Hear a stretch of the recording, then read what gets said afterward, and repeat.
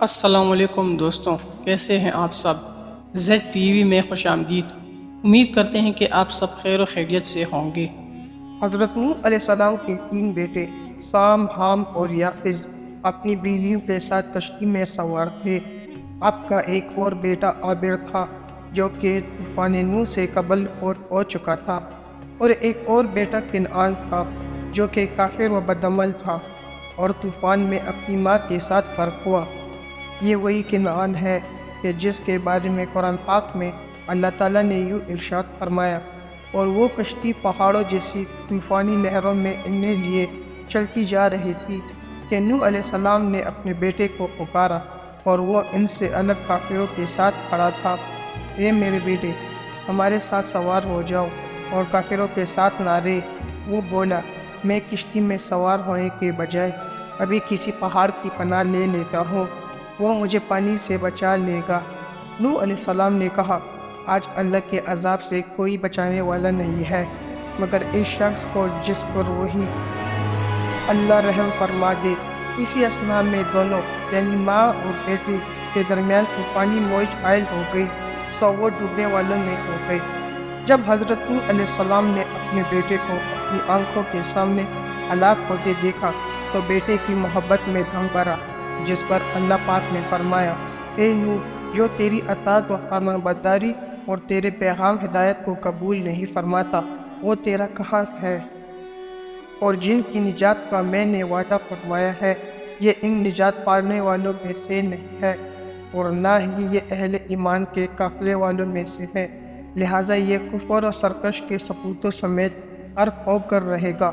روایت میں ہے کہ اس کے بعد سطح آب بلند ہونا شروع ہوئی اور اس قدر بلند ہوتی چلی گئی کہ بلند پہاڑوں کی چوٹیاں بھی ڈوب گئی۔ کشتی کتنے دن پانی پر تیرتی رہی، اس کے بارے میں مختلف روایات ہیں۔ کچھ کے نزدیک 5 سے 6 ماہ اور کچھ کے نزدیک 1 سال تک کشتی پانی پر رہی۔ حافظ ابن کثیر نے حضرت ابن عباس رضی اللہ عنہ کے حوالے سے ایک روایت نقل کی ہے کہ حضرت نوح علیہ السلام کی کشتی میں ان کے قبیلے کے 80 افراد سوار تھے۔ کشتی چلتی رہی، اس کا رخ مکہ مکرمہ کی جانب تھا۔ 40 دن تک یہ خانہ کعبہ کا طواف کرتی رہی، پھر اسے جودی پہاڑ کی طرف پھیر دیا گیا اور وہاں جا کر کشتی ٹھہر گئی۔ ایک اور روایت میں آیا ہے کہ کشتی میں سوار ہونے کا دن 10 رجب ہے۔ کشتی مسلسل 150 دن تک چلتی رہی، یعنی ذی الحجہ کی 10 تاریخ تک رواں رہی، پھر 1 ماہ تک جودی پہاڑ پر ٹھہری رہی اور محرم الحرام کی 10 تاریخ یعنی یوم عاشوراء کے دن حضرت نوح علیہ السلام کشتی سے باہر آئے۔ جب طوفان کو ختم کرنے کا ارادہ ہوا تو اللہ تعالیٰ نے زمین کو حکم دیا کہ پانی نگل لے، اور آسمان کو حکم دیا گیا، اے آسمان خشک ہو جا۔ چنانچہ زمین سے فوراً پانی اپنے اندر کھینچنا شروع کر دیا اور آسمان سے بارش برسنا رک گئی۔ کشتی کے ٹھہرنے کے بعد حضرت نوح علیہ السلام نے اس پر سے سرپوش یعنی شامیانہ ہٹا دیا اور کوے کو حالات معلوم کرنے کے لیے روانہ کیا، جو جا کر کسی مردار کھانے پر مشغول ہو گیا اور واپس نہ پلٹا۔ پھر آپ نے کبوتر کو حالات کا جائزہ لینے کے لیے روانہ کیا۔ کبوتر زیتون کا پتہ لے کر حاضر خدمت ہوا، جس سے آپ نے اندازہ لگا لیا کہ پانی اتر چکا ہے۔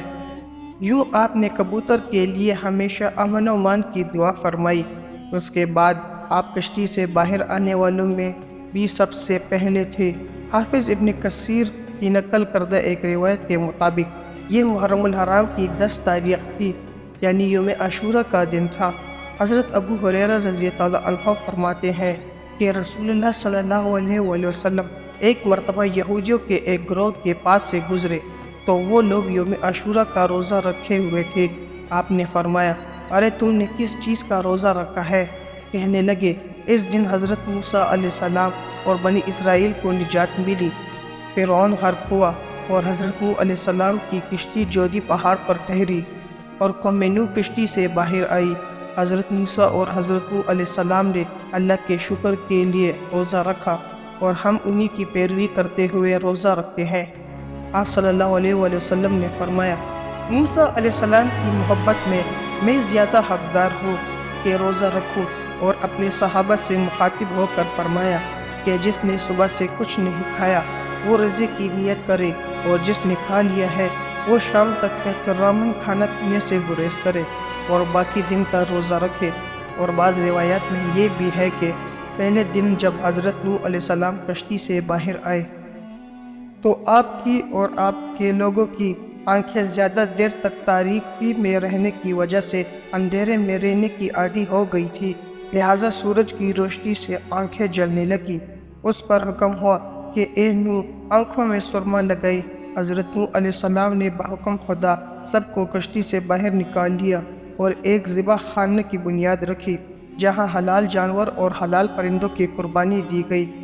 پھر اللہ تعالیٰ نے حضرت نوح علیہ السلام سے وعدہ فرمایا، اے نوح آئندہ کبھی روئے زمین پر ایسا خطرناک طوفان نہیں آئے گا، اور خطرناک طوفان کے صد باب اور وعدے کی یادگار کے طور پر بادلوں میں ایک علامت مقرر کر دی جسے قوس قزح سے موسوم کیا جاتا ہے۔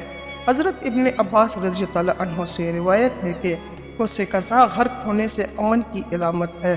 کشتی سے اترنے کے بعد دامن قوم میں ایک بستی بسائی گئی جو طوفان نوح کے بعد پہلی بستی کہلاتی ہے، اور اس کا نام 80 افراد کی نسبت سے مدینۃ السمانین رکھا گیا۔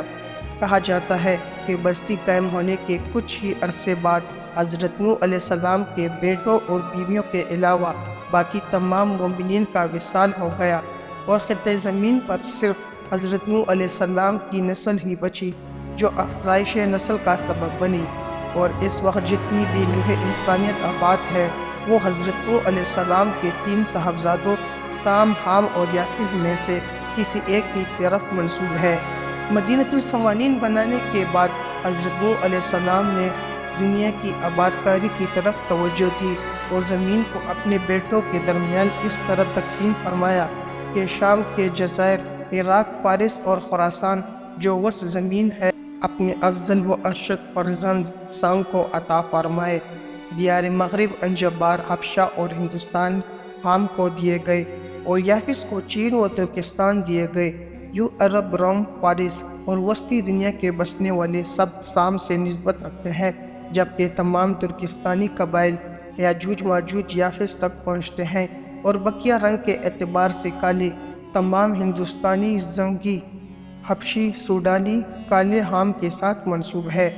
حضرت ابو ہریرہ رضی اللہ عنہ سے ایک روایت مروی ہے کہ رسول اللہ صلی اللہ علیہ وآلہ وسلم نے ارشاد فرمایا، حضرت نوح علیہ السلام کے 3 فرزند سام، حام اور یافس تھے۔ سام کی نسل عرب، فارس اور اہل روم ہے، اور ان میں خیر و بلائی ہے۔ یافس کی نسل یاجوج ماجوج، ترک اور مسکالبہ ہے، ان میں کوئی خیر اور بلائی نہیں۔ حام کی نسل کدوی، بربری اور سوڈانی ہے۔ عین ممکن ہے کہ وقت کے ساتھ ساتھ لوگ ایک جگہ سے دوسری جگہ ہجرت کرتے رہے ہوں، مگر رسول اللہ کے فرمان شان کے مطابق نسل میں فرق کو آج بھی واضح دیکھا جا سکتا ہے۔ مزید حافظ ابن کثیر اور دیگر مفسرین نے نقل کیا ہے کہ جب حضرت نوح علیہ السلام نے کشتی والوں کو مجاہمت سے منع فرمایا تھا تو آپ کے بیٹے حام نے اپنی بیوی سے صحبت کی، جس کے بارے میں آپ نے سخت ناراضگی کا اظہار فرمایا اور بد دعا فرمائی کہ اللہ پاک اس کے نطفہ کو متغیر فرما دے۔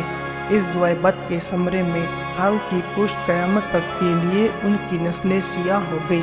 اس بارے میں ایک قول یہ بھی ہے کہ کشتی میں ایک دن جب حضرت نوح علیہ السلام موضع استراحت تھے تو آپ کے سطر سے کپڑا ہٹا ہوا تھا۔ حام نے دیکھا لیکن سطر ڈھانپنے کی زحمت نہ کی۔ حضرت نوح علیہ السلام جب بیدار ہوئے تو آپ کا تمام واقعہ معلوم پڑا، جس پر آپ نے حام کے لیے بد دعا کی کہ اس کی اولاد تبدیل ہو جائے اور اس کے بھائیوں کی غلام بن جائے۔ پیارے دوستو، حضرت آدم علیہ السلام کے بعد یہ پہلا موقع تھا کہ جب روئے زمین پر صرف اللہ عز و جل کی وحدانیت کا اقرار کرنے والے لوگ تھے، اور وہ بھی بس ایک بستی میں۔ بے شک حضرت نوح علیہ السلام کا شمار اولو العزم انبیاء کرام میں ہوتا ہے۔ چنانچہ اللہ تبارک و تعالیٰ نے حضرت نوح علیہ السلام کی تعریف میں کچھ یوں ارشاد فرمایا ہے، بے شک نوح شکر گزار بندے تھے۔ رسول اللہ صلی اللہ علیہ وآلہ وسلم نے فرمایا کہ حضرت نوح علیہ السلام نے عید الفطر اور عید الاضحیٰ کے ایام کے سوا پوری زندگی روزہ رکھا۔ دعا اللہ پاک ان کے ذکر خیر کو اپنی بلند بارگاہ میں قبول فرمائے اور ہمیں علم و عمل میں کمال عطا فرمائے، آمین۔ جی تو پیارے دوستو، ہم امید کرتے ہیں کہ آپ کو ہماری آج کی یہ ویڈیو ضرور پسند آئی ہوگی۔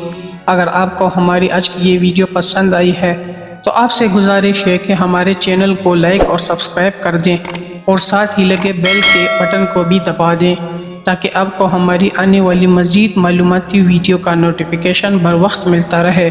اللہ تعالیٰ آپ سب کو اپنے حفظ و امان میں رکھے، آمین ثم آمین۔